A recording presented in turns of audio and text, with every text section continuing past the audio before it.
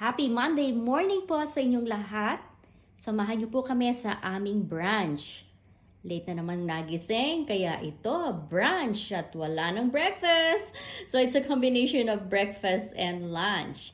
Okay, so ipakita ko po sa inyo ang aming brunch ni Dada. Siyempre, ang paborito naming garlicky fried rice. Napakasarap ng garlicky fried rice. At ito po, I'm not sure if you guys are familiar with this fish. Ang tawag po dyan ay dried salted splendid pony fish or sapsap. Ayan po ay salted sapsap. Nabili ko po yan sa isa sa mga Filipino grocery po dito sa California. Ang paborito po namin, syempre, ang longganisa. Ang sarap po niyang longganisa na yan. At syempre, meron din po kaming honey baked ham. Naku, magtataka kayo, no? Honey baked ham, napakatagal na nito. Well, ito po yung binili namin noong Christmas na honey baked ham. Eh, syempre, napakalaki.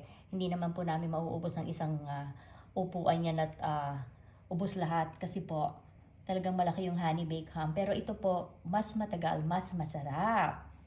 At syempre, alam naman ninyo, importante ang kumain ng eggs every day. Para po sa ating brain function. Ayan po, fried egg. It's a sunny side up. Hindi kompleto ang ating breakfast kung wala tayong black coffee. So, ayan po ang aming black coffee.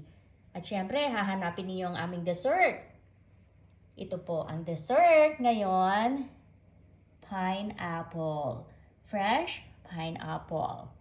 Ayan po. So, sana samahan niyo po kami ngayon.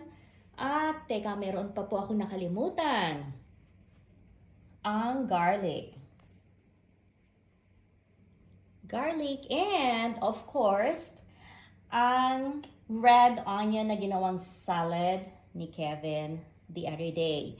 So, ayan po ang kumpletong brunch for today. Happy Monday morning po dito at happy Tuesday morning naman po sa inyong lahat diyan.